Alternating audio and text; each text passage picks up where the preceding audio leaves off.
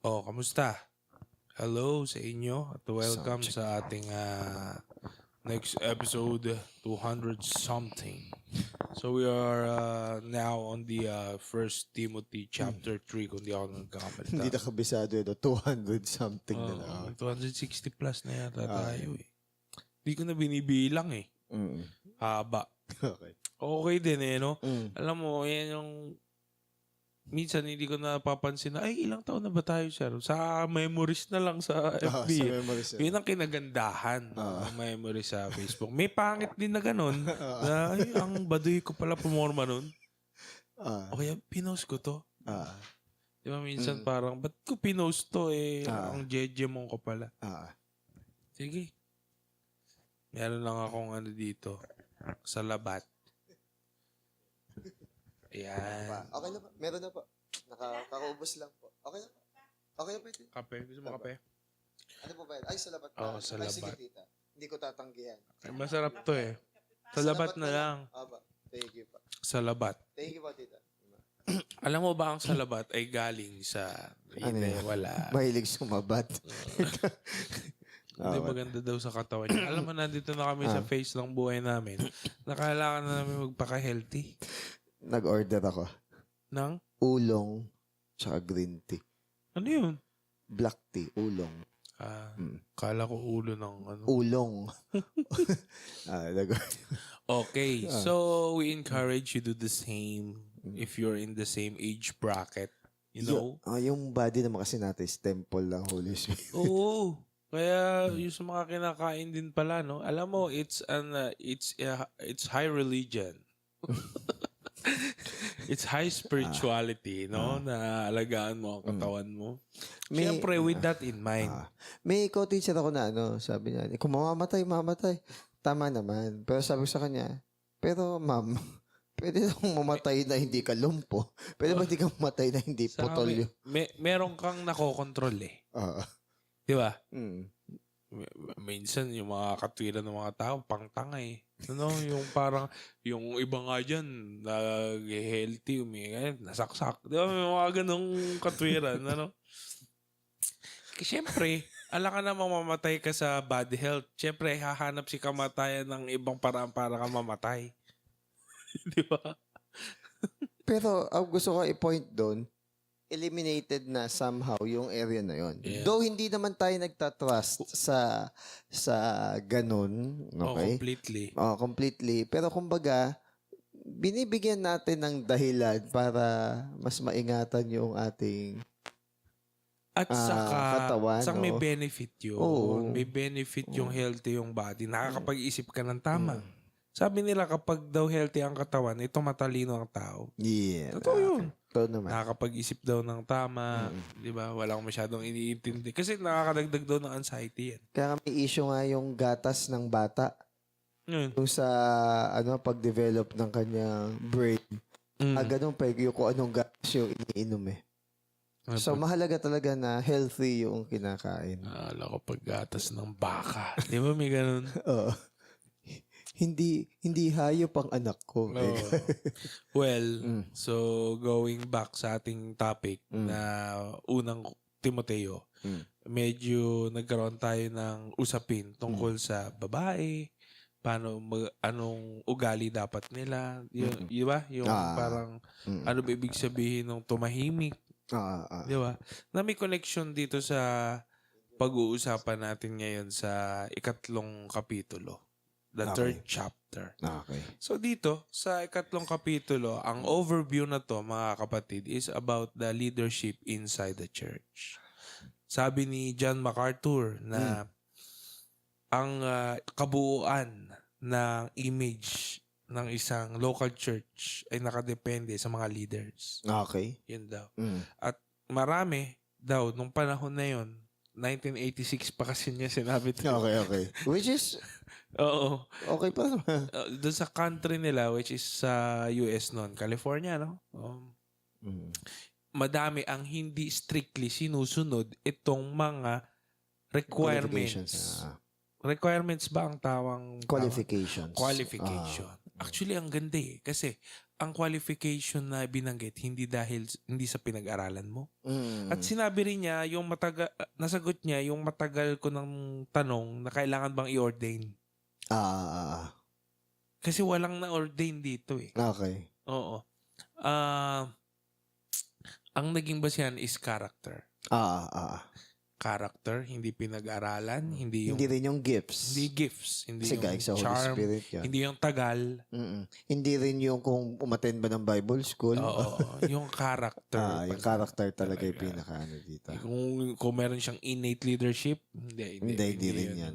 Yung character. Ano kaya yung mga character na yun? Diyan iikot ang ating pag-uusapan. Okay, so simulan na natin para Verse 1. pero mahilabilab kasi ito eh. Okay. Totoo ang pahayag na ito. Doon pa lang maganda to eh. Actually, sa unang verse is nagkaroon ng napakadaming lesson dito. Verse 1 pa lang. Totoo ang pahayag na ito. Ang sino mang nagnanais na maging tagapangasiwa sa iglesia ay naghahangad ng mabuting gawain. Okay. So, dun sa nakaraan kasi na chapter, syempre, alam natin na yung mga elders at saka yung mga sabihin nating pastors or merong spiritual authority sa church ay hindi ibinigay sa kababaihan. Okay? Malinaw naman yun. Pero, hindi naman ibig sabihin no na kahit sinong lalaki na lang. Yun. Pasukan natin ng God perspective. So, kumbaga, yung gender and development pasukan natin. So, ibig sabihin, hindi naman pwede na kahit sino lalaki na lang. In fact, dito nga i-qualify kung sino among dun sa mga lalaki na yon. Ano sir ang sinasabi mo kung kapag sinabi nila na bakit ganun bawal sa inyo ang babae 2026 na ngayon? Hindi ba ito parang pagkakalipusta sa kababaihan at marginalize or yung stereotype ganun? Yung what will be the proper response? Okay, yung truth kasi ni God ay hindi naman progressive. Okay, ang truth ni God is sabihin natin na absolute in terms of hindi siya nagbabago kahit anong panahon, ilang panahon yung lumipas. Meron bang discrimination sa mga passage na ganito? Yan, dyan tayo mahilig eh. Yung kunwari sasabihin sexist, tapos pupunta sa racist, tapos ganun. Anong proper na sagot natin bilang Christian? Simple na naman kasi sinagot ni Paul eh. Yung nung umpisa, it was Adam first before Eve. So, ibig sabihin, umpisa pa lang si God is nagbigay na ng proper order on how things will go. So, irespeto natin yung tinatawag na divine order. Salingin mo na lahat, wag lang yung part ng spiritual authority sa church at saka yung headship sa loob ng family. Kasi may mga churches naman talaga na hindi na-allow yung babae. Siguro, sa Catholic, di ba? Wala namang babaeng priest. Ala. Ayun. Tsaka, hindi ba natin napapansin na umuulit tayo sa kasalanan na nangyari noong sa Garden of Eden? At ito po ay hindi dahil sa pagkababae o sa pagkalalaki. It's just a matter of the order. Na isinet ng Diyos. Yun. Na authority. Tsaka, si God is pinili niya na i-present yung sarili niya as masculine. Tapos yung lalaki, ang nire-represent niya is si Christ, di ba? So, kaya yung lalaki ang mayroong spiritual Ibig sabihin ba nun, authority. sir, is inferior gender yung female? No. Okay, they're a complement with each other. Complement. So, just because na hindi yung Holy Spirit yung directly na nagpipreach, does it mean na inferior siya na persona ng Diyos? Ang ganda na sinabi ni Zach po nandun eh. No? Okay. Parang, di ba, yung sinabi kay Eve is maging helper. Yes. The same title ng helper, which is the Holy Spirit. Minsan kasi ganun eh. No? Yung parang pinipilit natin na ito yung, hindi kasi satisfied yung tayo. Gusto nila makuha yung kung ano yung meron yung isa. Actually, the main problem ng 1 Timothy is about this, the order. Isa yan sa mga problema nila. At may mga sa later chapters, may mga ano yan eh, may mga nag-share ng different gospel. Yes. Makita about sa marriage, mga ganyan. Kaya- Food. Kaya very careful. Oo. Kaya kasi dahil nga sa structure ng eldership ng church. Yun. Okay. Na yun yung malaking factor bakit yung mga practices sa simbahan hindi nagiging biblical. Yes. Kasi kung magsimula tayong mali yung leadership sa simbahan, magkakascade na yan. Oo, tuloy-tuloy. Ang maganda, mayroong tayong tinatawag na plurality talaga. Plurality ng deal. Hindi lang isa yung nagko-call ng shots. Actually, mamaya yan, matatopic natin yan Okay. Isa-isa. Pero siguro kung familiar naman kayo sa setup ng karamihan ng mga simbahan, minsan talaga isa lang ang nagko-call ng shots. Di ba? Minsan isa lang ang boss. Ganon. Isa lang ang pastor. Ako lang ang pastor mo. Diba? Ganon. Sino pastor mo? Ayun. Di ba? Minsan parang ganon. Tama ba yun? Questionin natin. Diba? Parang lordship na yung nangyayari. Oo. Hindi po masama. Kapag ang isang tao o isang leader, hindi mo pwedeng questionin, yun ay form ng manipulation yun. Dapat, nako-question. No one is above scrutiny. Yung. Even yung mga elders and leaders. Tama. Ngayon, ang sasabi ko na maging careful tayo na baka nauulit natin yung sin sa Garden of Eden. Sa Garden of Eden, merong binawal na huwag mong kainin. Yeah. Hindi sumunod. Inuulit ba natin ngayon na huwag mong salingin yung leadership and authority sa ganitong area? Yung pa'y gusto mong kuhanin sa dami-dami no pwede mo namang pangasiwaan. Di ba? Usurping yung tawag, no? Usurp yung master over you. Noong una, ang intindi natin, di mahal na mahal ka na asawa mo. Hindi. Gusto ka i-overpower. Pag tinignan mo pala yung original na meaning. So, doon pa lang, malinaw na dapat. Okay. Tapos, ang nag-disqualify kay Eve din is na-deceive kasi siya. Di ba? Pero, ang sin naman ni Adam, hindi siya nag-take authority. So, yun yung naging problem Kaya pansinin natin, yan yung sinabi ni Charlie Kirk no? Okay. Pansinin natin sa society, once na yung family is nasira ni Satan, nagsistimula siya sa man sa fathers Di ba? Yung lack of responsibility. Once na hindi na naging masculine yung father, hindi na nag-take ng leadership role, dun babagsak yung yung family structure Lalo na kung tahimik lang yung tatay tapos ang masalita yung nanay. Di ba? Tapos parang wag na. Actually, nina-normalize nga yan tapos nagiging joke na lang. Yung sasabi happy wife, happy life. Hindi po yun biblical. Okay. Ngayon, pag sinabi mo yun, napakaseryoso nyo naman. Mamaya, mababasa nyo rin dito na bilang bishop or overseer is hindi ka dapat ma-joke sa lahat ng bagay. Lalo-lalo na sa mga bagay na very critical na pag-usapan. Okay? So, sabi dito... Sa tingin ko kasi, very emphasize yung humor sa panahon ngayon. Yung meme, yung panahon tayo ng meme, yung lahat na lang ginawang kautuan. May namatay, gagawing kautuan. Di ba? Kaso nga lang problema... Mga balita pa. Kaso nga lang, wala na sense yung ibang balita. Kaso nga lang, kapag puro biruan kasi, tapos seryosohan na, ang hirap na seryoso. Ibig sabihin, ang hirap mag-transition ng seryoso. Kasi nasanay kayo ng puro utuan lang May napanood akong parang clip sa YouTube. Mahilig kasi ako manood ng mga parang trivia. Pero isa sa mga sign ng low intelligence is yung walang katuturang usapan. Totoo din naman. Yung doon na lang nauubos yung sa small talks. Totoo naman. Diba? Yung mga small talks na biro, hindi na kayo lumalim. Dapat may mga 3 a.m. thoughts na kayo. Diba? Yung mga pang alas 12. Lumalan. Tapos ang example, takutan. 3 a.m. The witching hour. Okay. Ngayon, sabi dito, if a man, malinaw, lalaki, desires the position of a bishop, he desires a good work. Okay? Sige lang. ngayon, sinasabi dito na It's okay. So, yung umpisang walang yung umpisang ganun. okay. Anong ganun? Hindi ko pala napindot. Okay lang. Okay Sige, lang yan. start tayo. Sige.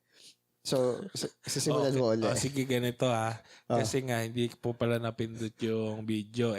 Madami na kaming sinabi ni Sir John. So, secret na lang namin yun. Okay. Pero ito ay tungkol sa 1 Timothy 3. Okay. Hindi, pwede mo basahin yung isang verse. Then, explain ko yung critical na mga Tama ba? explanation. 1 Timothy 3 na. Ano ba yan? Bakit nakalimutan kong pindutin? 1 Timothy 3 verse 1. Buti napansin mo. Okay, Totoo sige. ang pahayag na ito, ang sino mang nagnanais na maging tagapangasiwa sa iglesia ay naghahangad ng mabuting gawain. Okay. Teka lang. 1, 2, 3. Yan. Okay. So, ay, doon naman na-record. Okay lang, record. Okay, sige. Na-record daw pala doon sa sounds eh. So, ulitin ko lang din na, yun nga, hindi naman porket dinisqualify yung babae doon sa spiritual authority sa church, doesn't mean kahit sinong lalaki na lang. Ang sinasabi dito, may qualification yung mga lalaki.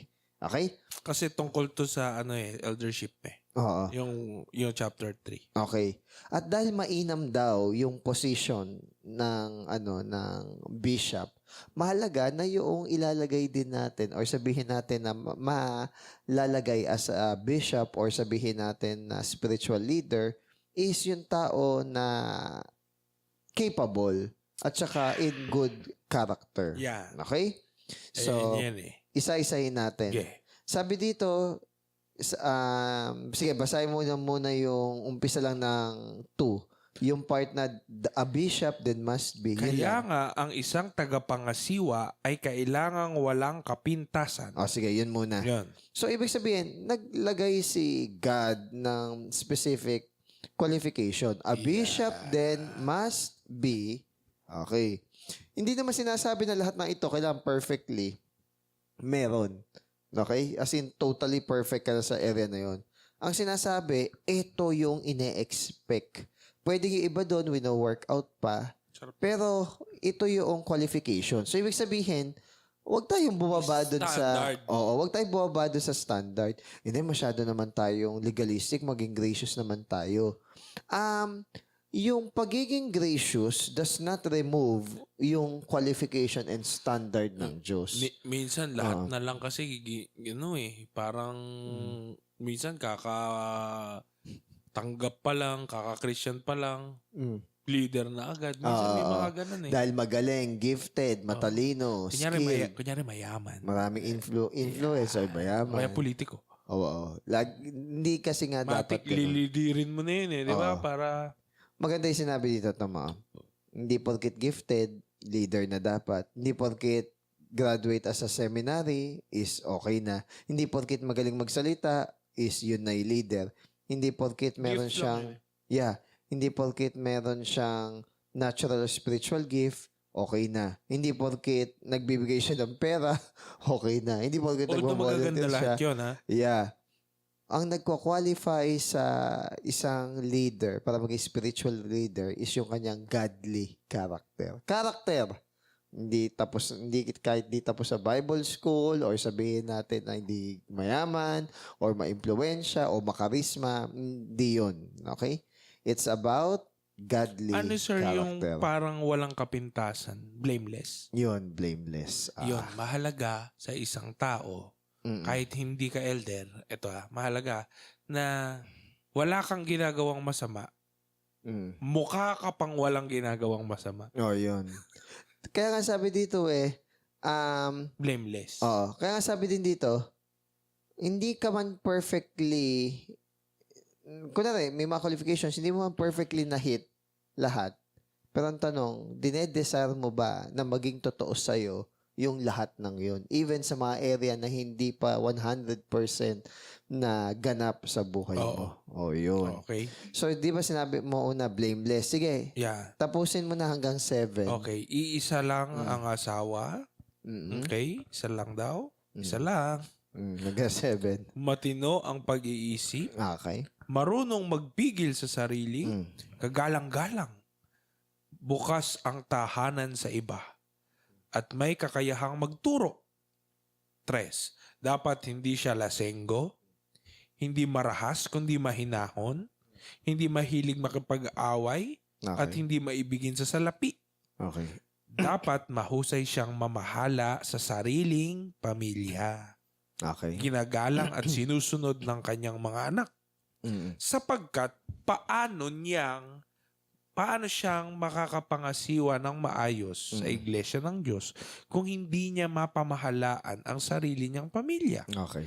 Hindi siya dapat isang baguhang Okay. mananampalataya. Yes. Baka siya'y maging palalo at mahatulan na gaya ng diablo. Okay. Bukod dito, kailangang mabuti ang pagkakilala sa kanya ng mga hindi sumasampalataya. Okay. So, medyo maganda yung reputasyon. Mm. Upang hindi siya mapintasan Oo. at hindi mahulog sa bitag ng diablo. Okay. Okay, let's expound Isa-isa all of the natin. characters. Sige. So, blameless. Walang kapintasan. Walang pwedeng, hindi ito sinasabing walang kasalanan na. Kumbaga, walang grievous o malalang Walang issue na pwedeng ibato sa'yo. pula. Oo, yun. Kumbaga, Walang kapupula sa'yo. oo. Kumbaga, wala silang i-throwback or ma-research against sa'yo. Although pwede ka nalang siraan. Pwede kasi na hindi namamansin, ganun. Pero wala silang maibato na malaking issue against sa'yo. Okay? Then sabi dito, husband of one wife. O hindi ba sinasabi na pag single, bawal. Disqualified agad si Jesus at saka si Paul. Sasabi lang dito, Faithful. meron kang loyalty, meron kang integrity, tapos hindi ka playboy, hindi ka adulterer, hindi ka flirt, hindi ka nagbibigay ng romantic or sexual interest sa ibang mga babae, even in terms of pornography. So, ibig sabihin, committed yung mata mo na merong paggalang sa pagtingin even sa kababaihan. So, I made yun a yung covenant in my eyes na to look lustfully sa in a Job. woman. Diba? Sa Job. Next naman, temperate. So, ibig sabihin, nasa matinong kaisipan, hindi extreme. Hindi ka hindi ka yung war shock. Oo. Hindi ka yung war freak. Hindi ka rin extreme. Hindi ka extreme sa Sober. sa magkabilang side. Temperate. Hindi ka extreme sa both sides. Balanse ka. Yun, balanse ka. Next, ito na yung sober-minded. Yan. Yung sober-minded is kaya mag-isip ng matino and clearly. So, ito yung mga tao na whatever yung situations, kaya lang Calm. mag-isip ng maayos. Hindi masyadong mataranta, gano'n. Okay, hindi sila hindi sila konting kibot mapareact na. Yung kwento ni Brian, yung parang konting kibot OA mag-react. Ganun. Hindi dapat ganun. Okay? Of good behavior. So, pag sinabing good behavior, elderly or modest. Mabait. Dignified. Okay. Kagalang-galang. Hospitable. Ano may hospitable? Ino-open niya yung tahanan niya, not only sa mga brethren, but even sabihin natin sa mga strangers na nangangailangan. Pero be careful din kung sino lang pinapasok mo. Magkaroon din naman ng wisdom or discernment. Able to teach. Ayan. Alam yung Bible, tama yung pagtuturo ng Bible. Capable. Not given to wine. So, ibig sabihin, Hindi lasinggo. hindi lasinggero, hindi umiinom ng intoxicating drinks. Siyempre, hindi nagda-drug. Siyempre, kasama, walang bisyo. Tapos ito sabi dito, this verse in itself does not prohibit godly leaders from drinking alcohol beverages. Pero clearly, it discourages it. So, para wala nilang problema, Huwag na lang. huwag na lang altogether. Huwag na lang. Kasi maging, Issue temptation pa. Tapos makita pa ng bago, ay, pwede pala. Tapos yun makita pa nung dating manginginom, ay, Ay, pwede pala. Tatakalin na yun. mag-ooperate ka na ngayon sa ibang law. Ibang law na, hindi na ito yung gagamitin mong law, the law of love. Yung kung makakatisod ka, ilubayan mo na. Yung the reason ba't ko pinagsasabihan yung isang brethren natin na huwag siya naghihikaw. Huwag siya naghihikaw. Una, elder ka. So, kumbaga, magsuot ka with modesty. Okay? Kaya nga, tinanong ko siya sige, wag na lang tayo sa kung mali ba o tama ba. Ang tanong ko na lang sa'yo, nag-glorify ba si God sa ginagawa mo na yan? So basically, the answer is no. Why continue to pursue it? So, hindi siya magandang. Tsaka pag ganun bumanat, bakit mali ba? Pag ganun bumanat yung tao, alam mo na na self-justification yung ginagawa. Matigas nga yung ulo eh. Ngayon, ang sabi naman next is not violent. Okay? So, ibig sabihin, hindi siya violenteng Palaway. tao. Okay. Either publicly or hindi, iba pa yung pala away. Iba pa yun. Pag violent, ibig sabihin, baka nagbabasag ka or sabihin natin nagwawala ka o yun. Naguhuramentado. Oo.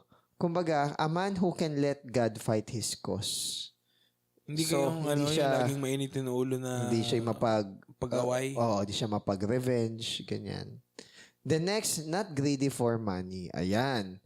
Bakit not greedy for money? Temptation kasi yan eh. Lalo na kung mga nagbibigay ng donations. Oo. At maraming tao ang nasisilaw sa Yun. pera. Paano na lang? Kung Oh, ang yun pastor mo ay mukhang pera. O, di ba? So, Ang sabi, dami pa naman ngayong ganyan. sabi nga nalunod sa 10 pirasong papel. Mga ganun. So, mag-ingat tayo sa ganun. Okay? Maganda nga yung translation ng King James Version eh. Not greedy of filthy lucre. Lucre kasi yung parang, yun nga, yung pera nung araw. So, wag nga tayo Lucre. So, Ganda naman. minsan is, hindi naman problem yung ano eh. Hindi naman problem yung pera eh. Ang problem yung greed ng tao. Yung meron ka na, gusto mo pa. Kaya may napanood ako eh. Insatiable ba yun? Insatiable. Hindi makontento. Hindi masapat. Kaya naganda Pakainin mo na isang buong baka, di na hindi malasahan. busog. Tapos may napanood ako, natutuwa ko sa sa analogy eh. Kunwari pareho tayong umiinom. Alak. Hindi, umiinom lang ng tubig. Kahit ano. O kaya kape. Ayan. Or juice. Sa labat. Tinitignan ko yung sa'yo kung kailangan mo pa. Ikaw naman, tinitignan mo yung sa akin kung mas marami ba yung laman ng baso ko. Magkaiba ko sa'yo na yun. Dito ko tinitignan ko yung baso mo kung kailangan mo pa. Kasi sasalinan ko. Ikaw naman, tinitignan mo yung baso ko kung mas marami ba yung laman ng baso ko kaysa sa'yo. So, ibig sabihin, hindi tayo parehong tumingin. Ba't tayo tumitingin sa baso ng isa't isa? So, ako gusto magbigay. Ikaw, ayaw mong malamangan. So, the problem is hindi yung laman ng baso. Ang problem is yung mindset natin towards yung kapag meron o wala yung ibang tao. So, be careful of greed. Next, gentle. Yung taong gentle is yung tao na merong, sabihin natin na kahinahunan. Okay, katulad ni Jesus. May power siya, pero controlled. Oo, pero hindi effeminate na parang malamya. Hindi yun ang ibig sabihin dito ng gentle. May power siya pero controlled. Okay? May kakayahan siyang mangwasak, mang-destroy, pero hindi. Hindi niya ginagawa. Yun yung gentle. Hindi yung parang latest action hero na nakikipagbakbakan lagi na parang celebrity pastor ka. Hindi ganun. Okay? Pastor. Which is meron, di ba? Meron naman. Ito naman, not quarrelsome. Pogi Hindi ka pala away. Ayan. Saan na ba? Yeah. Not quarrelsome. Next, not covetous. Ibig sabihin is, Nasa. hindi ka nagnanasa sa pagmamayari ng iba. Hindi lang pera ya. Hindi pala sana all, gano'n. Makasana all. Uso na kasi ngayon, ano? Oo. Sana all. Kaya pa, inggitero Uy, eh. sana all. Okay. Next, who rules his own house well. O yun. Kaya, kung ikaw, maayos yung pagpapalaki mo sa mga anak mo, even yung asawa mo is well taken care of. Yun yung kailangan minsan i-take note ng mga taong simbahan. Kasi minsan, ang galing mo sa simbahan, sablay ka sa pagpapalaki ng anak. Baligtad. Pero tingnan mo rin to, ano? Di ba may ganun? Kino-consider din to na it is true na yung isang child pwede siyang magrebelde kahit na okay yung tahanan niya. Pero, ang tanongin natin, yung pagre-rebelde ba niya ay dahil sa mga magulang o nagre-rebelde pa rin siya kahit na ginagawa naman ng magulang niya kung ano yung nararapat. Yun yung dapat nating itanong. Oo. So, Lulusot ka na oo. naman eh. Kasi, sasabihin na iba, Yung iba nga eh, di ba? oo, iba nga, kahit mabuti yung magulang, nagre-rebelde. Wala yan, nasa tao yan, nasa bata yan. Oo, Yung gumagano, mga no? ganun. Pero ito pala yung tanong. Pero, nagre-rebelde ba siya dahil yung magulang hindi ginagawa yung tungkulin nila? Assess natin. Oo. O nagre-rebelde siya kahit na ginagawa ng magulang yung part nila. So kung Despite. kung nagre-rebelde siya kahit ginagawa ng magulang yung trabaho nila, Yung tama. nandoon na talaga sa bata yung problema. Pero kung nagre-rebelde siya dahil may pagkukulang yung mga magulang, hindi na tamang ginagawa, Pananagutan. pananagutan yun talaga ng magulang. And next, not a novice, hindi baguhan. Novice. Oo. Siyempre, yung pressure ng ministry eh. Tapos yung mindset pa niya na pag marami kang ministry, mas godly ka. Eh, hindi ganun. Kaya nga sa church natin, di ba? Para talagang hindi ma-focus sa ministry yung tao, kundi mas ma-focus muna kay God, inalis muna natin yung maraming ministry. Di ba? Doon muna tayo Mga nag-start. unnecessary naman kasi yun. Oo. So, kumbaga, i-devote natin yung sarili natin sa reading, preaching the word, and yung prayer. Yun naman Kahit yung walang mga... sumasayaw dyan. Oo.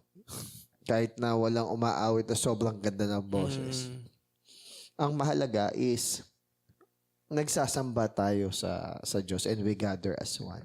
And last but not the least, a good testimony. Yung So, ibig sabihin, whether believer or hindi believer, nare-recognize nila yung integrity mo, nare-recognize nila na consistent ka doon sa ginagawa mo. O yun yung maganda yung qualifications. reputasyon mo, no? Oo. So, yun yung qualifications ng elder or ng leader. Okay? Next.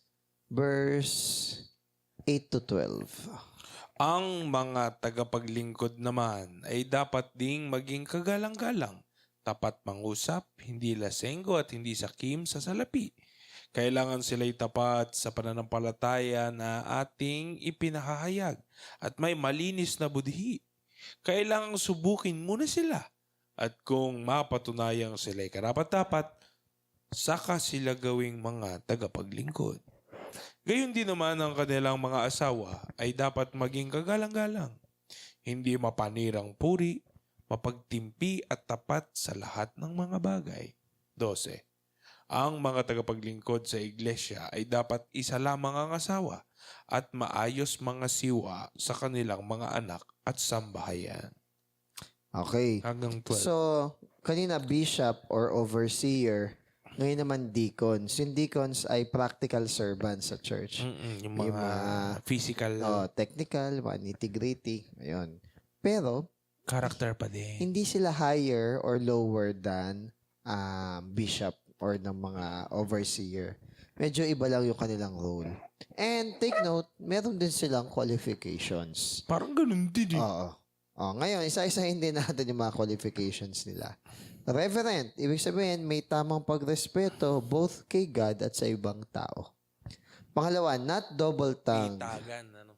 Not double-tongued. Yung tao daw na kayang sabihin yung katotohanan sa unang beses at wala siyang intensyon na magsinungaling. So, ibig sabihin, honest na siya. Unang May sabi pa lang integridad. niya, Number 3, holding the mystery of faith.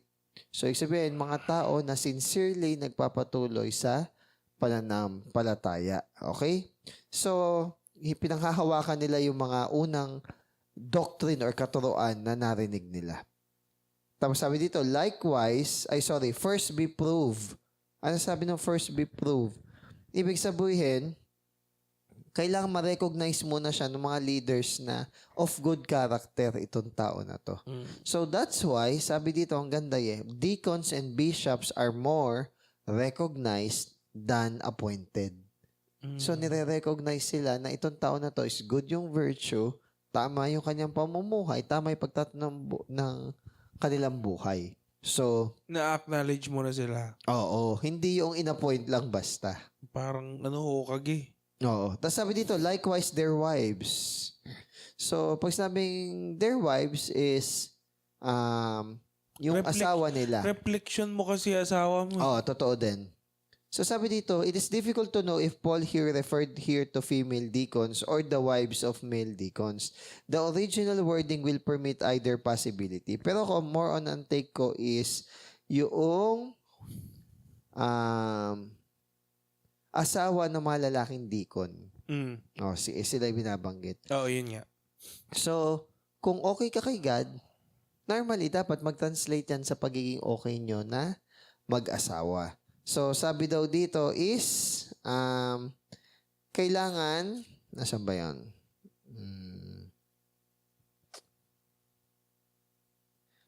Yung pag-uugali nung asawa mo is, magandang magandang picture kung anong klase ka ring asawa.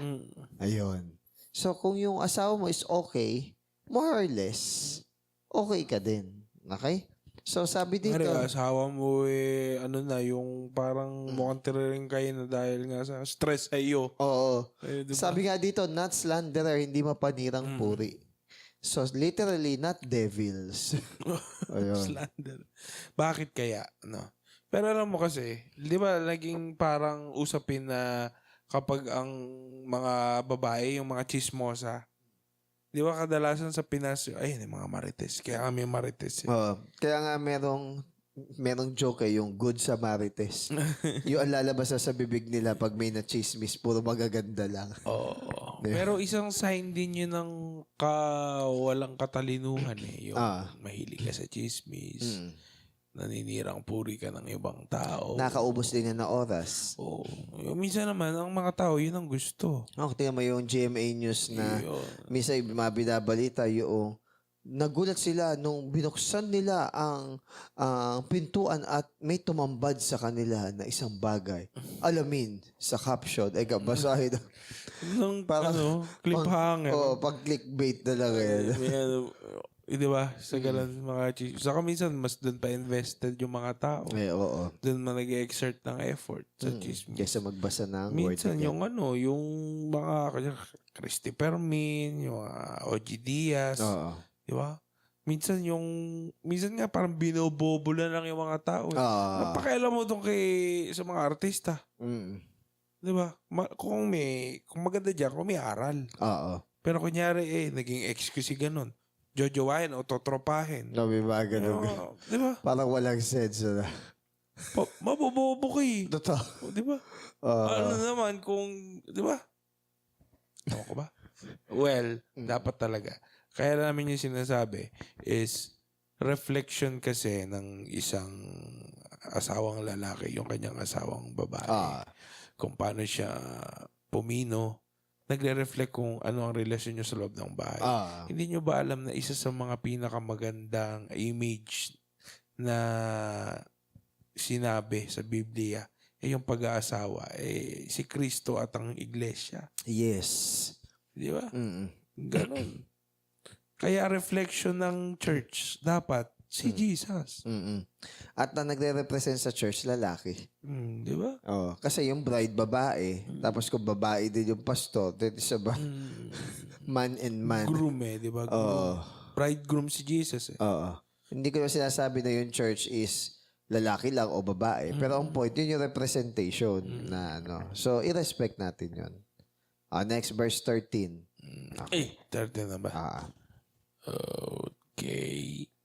Ang mga tagapaglingkod na tapat sa tungkulin ay nagkakamit ng paggalang ng mga tao at nagkakaroon ng malaking tiwala dahil sa pananampalataya kay Kristo. So, ibig sabihin dito, merong reward yung mga deacons. Pera pa yan? There's a little doubt that you will see more deacons with a great reward than bishops or pastor. Wow. Bakit? Kasi even si God, nakikita niya yung mga silent na effort ng mga technical or practical na servant ni God. Yung sila nag-ayos sa upuan, o kukuha nung inumin ng pastor. Yung may mga... Parang parang ang advantage mo nun, hindi mo siya maiyabang. Yeah. Unlike dun sa napaka-noble ng gagawin mo, although ang ganda sana, meron kang malaking chance na pwede mo siyang... Iyabang ikayabang. Yung pride, yun yung nakakatakot kasi. Ngayon, kung hindi naman, edi good. Tapos, basta lahat ng ginagawa natin, pino-point out natin or tinuturo natin yung mga tao kay God. Pero kung tinuturo natin yung mga tao sa sarili natin, there's something wrong with that. Ang ibang klase yung Christianity talaga, no? Nung pinag-aaralan daw yan talaga, ibang klase.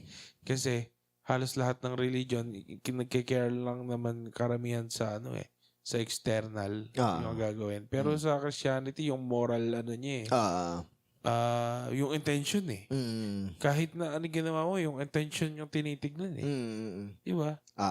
Ang taas. Napakataas na antas ng pagiging moral. Oo. Tapos, kahit nga sa panunumpa sa watawat, sinasabi na yung pinakikilos ng sabi diyang maka-Diyos, mga tao, makalikas sa mga bansa. Lagi ang pinakamahalaga dito is yung para sa Diyos. Yes. Maganda na kabisado natin, pero sana sinasapamuhay din. Yun din. Kasi parang naging recitation na siya, formality na lang. Kahit ilagay mo pa sa exam yan, masasagot mo yan, pero yung isa buhay mo, ibang klase. Ibang klase. Ibang usapin. Mas tatatak sa'yo kapag sinabuhay mo. Okay, next. Seryosohin lang ng mga tao talaga, no? Oo. Tapos, huwag nilang lokohin yung mga nagseryoso na. Kasi, ang tawag dito, yung mga nagseryoso na yan, nag-respond lang yan.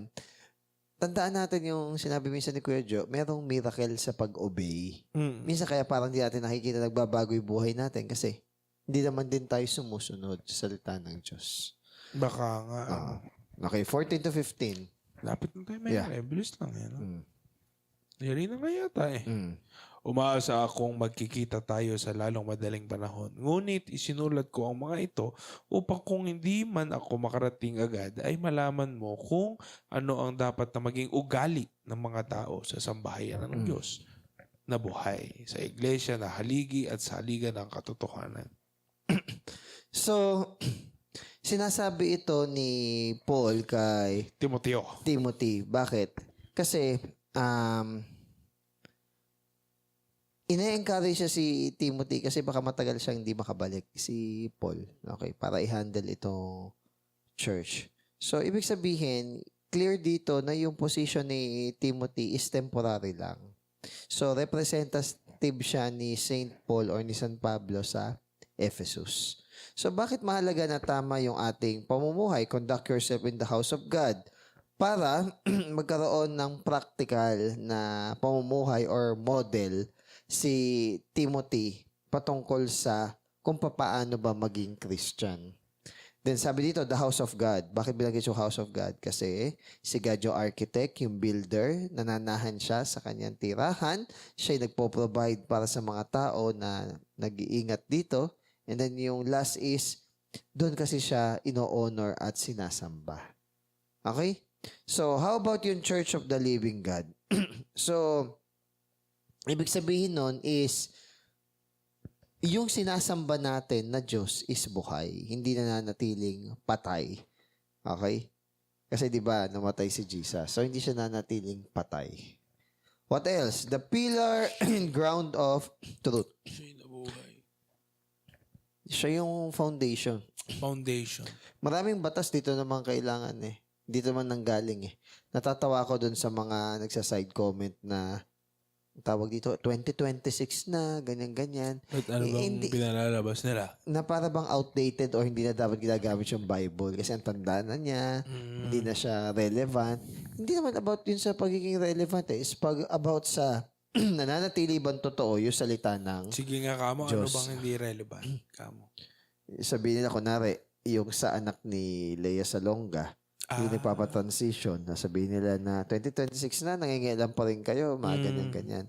Siyempre, sa mga concern... Pero ano naman yun prophesied na darating nakalagay sa Romans 1. So, kung di pa sila kinakabahan doon sa bagay na yun, ewan ko na lang.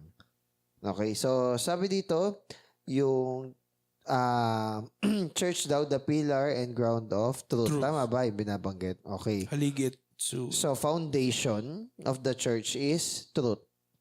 However, maraming mga churches ngayon, hindi yun yung pinaka-foundation nila, yung truth.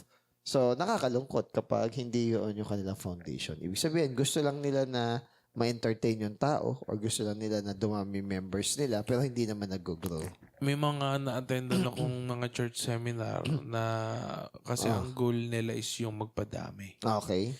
Which is, hindi dapat pala yun, Sir John. Oo. Hindi dapat palang goal may magpadami. Ang pagpapadami ay resulta. Oo, resulta yun. Effect lang yun ng ating pag-abide. Oo, hindi pala siya goal. Oo. Kaya ang ginagawa nila, sige, let us make